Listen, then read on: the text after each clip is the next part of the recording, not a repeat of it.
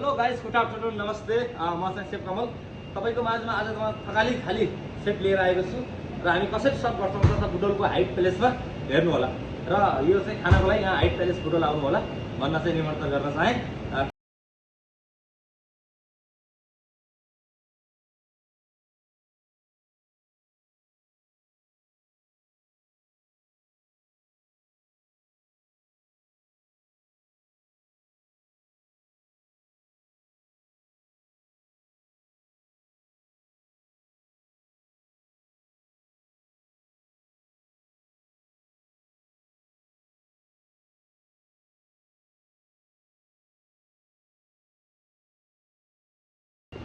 नेपाली सब्जी, खसीको मासु हैन, मिक्स कालो दाल, जिम्बुले झानेको, अनि त्यसै गरी तारेको